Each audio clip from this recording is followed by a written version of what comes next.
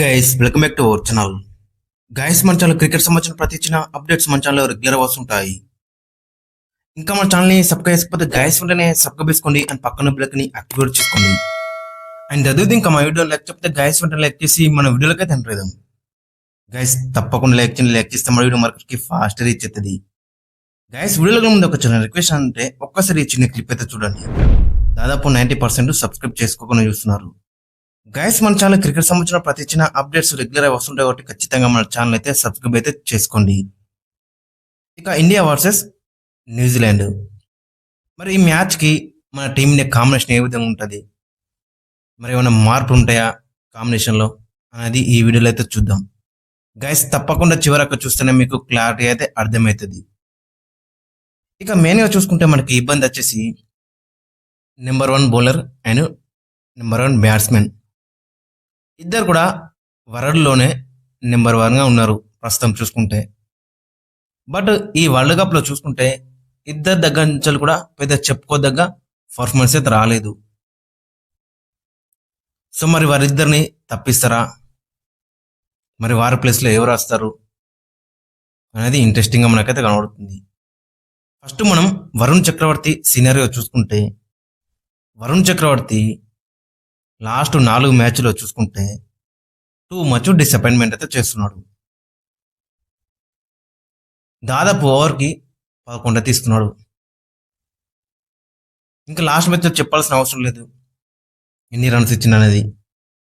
So చాలా అంతా disappoint అయితే కనబడుతుంది. వరుణ్ చక్రవర్తి దగ్గర నుంచి హెల్ప్లెస్గా కనబడుతున్నాడు మనకైతే. లాస్ట్ మ్యాచ్లో 4 ఓవర్లు వేసిన 64 రన్లు అయితే ఇచ్చిండు. జాకబ్ బెతిల్ ఇతను వేసిన ఫస్ట్ స్పెల్లో ఫస్ట్ ఓవర్లో ఫస్ట్ 3 బాళ్ళకి 3 సిక్స్లు అయితే కొట్టిండు. వికెట్ కూడా ప్రతి మ్యాచ్ ఒక్కొక్క వికెట్ తీసిండు. బట్ అది కాదుగా మనం ఎక్స్పెక్ట్ చేసేది వరుణ్ చక్రవర్తి దగ్గర నుంచి. మీరు ఓవర్కి 8-9 రన్లు ఇచ్చినా కానీ వికెట్స్ కాలంలో ఒక 2-3 వికెట్లు అయితే కావాలి. బట్ అటు వికెట్స్ ఇస్తలేడు, ఇటు రన్స్ కూడా కట్టడి అయితే చేస్తలేడు. ఫుల్ ఆఫ్ రన్స్ అయితే వెళ్తున్నాయి వరుణ్ చక్రవర్తి బౌలింగ్లో. ఒక్క మ్యాచ్ కాదు, 2 మ్యాచ్లు కాదు, దాదాపు 4 మ్యాచ్ల నుంచి చూస్తున్నాం. అంతకన్నా ముందు మ్యాచ్ నెదర్లాండ్స్కి ఎగనెస్ట్గా కూడా రన్స్ అయితే ఇచ్చిండు.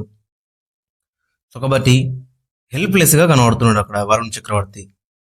మరి ఇతను ఏమైనా డ్రాప్ చేస్తారా, మరి ఇతని ప్లేస్లో ఎవరు వస్తే బెటర్ ఉంటుంది? కుల్దీప్ యాదవ్ ఆడిస్తారా, వరుణ్ చక్రవర్తిని కుల్దీప్ యాదవ్ని ఆడిస్తారా, మొహమ్మద్ సిరాజ్ని ఆడిస్తారా, ఎక్స్ట్రా ఫాస్ట్ బౌలర్ కావాలనుకుంటే ఇట్ట మరి ఎవరిని ఆడిస్తారా అన్నది ఇంట్రెస్టింగ్ కనబడుతుంది. ఒకవేళ ఇట్ట బ్లాక్ సైల్ వికెట్ అయితే గిట్ట కుల్దీప్ యాదవ్ ఆడితే బెటర్ అయితే ఉంటుంది. ఒకవేళ ఇట్ట రెడ్ సైల్ వికెట్ ఆడితే గిట్ట ఎక్స్ట్రా ఫాస్ట్ బౌలర్ని తీసుకుంటే బెటర్ అయితే ఉంటుంది.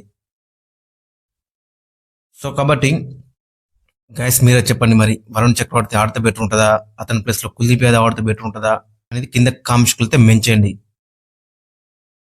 అంటే ఓవరాల్ చూసుకుంటే వరుణ్ చక్రవర్తి అయితే టూ మచ్ డిసప్పాయింట్ అయితే చేస్తున్నాడు. ఇక మరోవైపు అభిషేక్ శర్మ సినారియో చూసుకుంటే, అభిషేక్ శర్మ ఒక జింబాబ్వేకి అగెనిస్ట్గా 55 అయితే కొట్టిండు 30 బాల్లో. ఫస్ట్ మ్యాచ్ యూఎస్కి అగెనిస్ట్గా డక్అవుట్ అయిండు. సెకండ్ మ్యాచ్ పాకిస్తాన్కి అగెనిస్ట్గా డక్అవుట్ అయిండు. థర్డ్ మ్యాచ్ నెదర్లాండ్స్కి అగెనిస్ట్గా డక్అవుట్ అయిండు. ఇక తర్వాత చూసుకుంటే సౌత్ ఆఫ్రికాకి అగెనిస్ట్గా 15 కొట్టిండు. జింబాబ్వేకి అగెనిస్ట్గా 55 కొట్టిండు. వెస్టిండీస్కి అగెనిస్ట్గా 10 కొట్టిండు. అండ్ లాస్ట్ మ్యాచ్లో ఇంగ్లాండ్కి అగెనిస్ట్గా 9 అయితే కొట్టిండు. చెప్పుకోదగ్గ ఒక్క పర్ఫార్మెన్స్ కూడా ఆడట్లేదు. ఈ వరల్డ్ కప్ ముందు అందరూ ఏమన్నారు, అభిషేక్ శర్మనే ఎక్స్ ఫ్యాక్టరు, హైయెస్ట్ రన్స్ ఎవరు కొడతారు ఈ వరల్డ్ కప్లో అంటే అందరూ అభిషేక్ శర్మ అన్నారు. హైయెస్ట్ సిక్సెస్ ఎవరు కొడతారు అంటే అభిషేక్ శర్మ అన్నారు. బట్ అతని దగ్గర నుంచి ఇప్పటివరకు చూసుకుంటే 6 మ్యాచ్లో జస్ట్ 89 రన్స్ మాత్రమే వచ్చినాయి. స్ట్రైక్ రేట్ కూడా 132 మాత్రం ఉంది. మరి హైయెస్ట్ స్ట్రైక్ రేట్ ఈ సీజన్లో ఎవరు ఉందో అంటే అది అభిషేక్ శర్మ ఉంటా అన్నారు. బట్ అతని స్ట్రైక్ రేట్ చూసుకుంటే జస్ట్ 132 మాత్రం ఉంది. యావరేజ్ 14.8 మాత్రం ఉంది. సో కాబట్టి ఓవరాల్లో చూసుకుంటే world number 1 batsmen, world number 1 bowler ఇద్దరు కూడా చాలా డిసప్పాయింట్ చేస్తున్నారు. ఒక్క మ్యాచ్ 2 మ్యాచ్లు అది కాదు, ప్రతి మ్యాచ్లో కూడా వీళ్ళిద్దరి దగ్గర వచ్చి మనకి హెల్ప్లెస్గా కనబడుతుంది. అంటే మన టీమిండియా జస్ట్ 9 మందితోనే ఆడుతున్నట్టు అయితే కనబడుతుంది. సో అలాంటి పర్ఫార్మెన్స్ అయితే వస్తుంది. అయితే మ్యాచ్లో చూసుకుంటే అభిషేక్ శర్మ ఆ షాట్ కొట్టేది లేకుండే, ఎందుకంటే ఆ ఓవర్లో మనకి 15 పైగా రన్స్ అయితే వచ్చినాయి ఆల్రెడీ. సో ఆ షాట్ కొట్టేది అవసరం లేకుండే, దట్టు హాఫ్ స్పిన్నర్ వేస్తున్నాడు. లాస్ట్ బాల్ ఓవర్లో సింగిల్ అయినా లేదంటే డిఫెన్స్ చేసుకున్నా నో ప్రాబ్లం ఉండేది. పవర్ ప్లేలో ఇద్దరు బయట ఫీల్డర్స్ అయితే ఉంటారు, కరెక్ట్ అక్కడికి కొట్టిండు. సో కాబట్టి అభిషేక్ శర్మ హెల్ప్లెస్ గా కనబడుతున్నాడు, వరుణ్ చక్రవర్తి కూడా హెల్ప్లెస్ గా కనబడుతున్నాడు.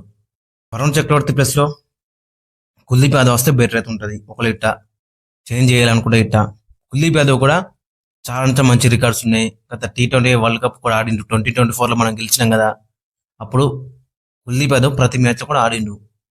సో అలాంటి ప్లేయర్ని ఈ వరల్డ్ కప్లో ఒకటే మ్యాచ్ మనం ఆడించడం. సో కాబట్టి కుల్దీప్ యాదవ్ ఆడితేనే బెటర్ అయితే ఉంటుంది మై ఒపీనియన్ చూసుకుంటే. ఎందుకంటే న్యూజిలాండ్ దగ్గర కూడా చాలా అంటే మంచి మంచి బ్యాట్స్మెన్స్ అయితే ఉన్నారు, ఈజీగా 6 అయితే కొడతారు. వరుణ్ చక్రవర్తి ఓవర్కి 15-16 ఇస్తే ఇట్ట నో యూస్ అక్కడ, ఎందుకంటే తిలక్ వర్మ కూడా 4 ఓవర్లు ఇస్తాడు, అతను కూడా ఓవర్కి 10-11 అయితే ఇస్తాడు. మనం ఇంకా ఎక్స్ట్రా బ్యాట్స్మెన్ కూడా ఆడించుకోవచ్చు, లేదంటే ఎక్స్ట్రా ఫాస్ట్ బౌలర్ని కూడా ఆడించుకోవచ్చు. సో కాబట్టి ఒకవేళ వరుణ్ చక్రవర్తిని డ్రాప్ చేయాలనుకుంటే అయితే ఖచ్చితంగా మనకు ఫస్ట్ కనబడేది కుల్దీప్ యాదవే. కుల్దీప్ యాదవ్ని ఆడిస్తే బెటర్ అయితే ఉంటుంది. కుల్దీప్ యాదవ్ కూడా చాలా అంటే మంచి రికార్డ్ అయితే ఉంది. న్యూజిలాండ్కి ఎగనెస్ట్ 8 వికెట్లే తీసుకున్నాడు, ఆవరేజ్ మంచిగా ఉంది, అండ్ ఎకానమీ కూడా చాలా అంటే బెటర్ అయితే ఉంది. సో కాబట్టి ఒకవేళ వరుణ్ చక్రవర్తిని డ్రాప్ చేస్తే గిట్ట ఫస్ట్ మనకి నేమ్ కనబడేది కుల్దీప్ యాదవ్ అని చెప్పుకోవచ్చు. స్టేట్ అవే కుల్దీప్ యాదవ్ అయితే వస్తాడని చెప్పుకోవచ్చు. ఇక మరేపు అభిషేక్ శర్మని డ్రాప్ చేస్తే గిట్ట రింకు సింగ్ అయితే వస్తాడు. అండ్ ఓపెనర్స్ వచ్చేసి సంజు సంసన్ అండ్ ఇషాన్ కిషన్ బరిలోకి దిగుతారు. నెంబర్ 3లో తిలక్ వర్మ వస్తాడు. తిలక్ వర్మ ప్లేస్ లో మళ్ళీ రింకు సింగ్ అయితే వస్తాడు అక్కడ డౌన్ ది ఆర్డర్. సో ఈ విధంగా అయితే ఉంటుంది.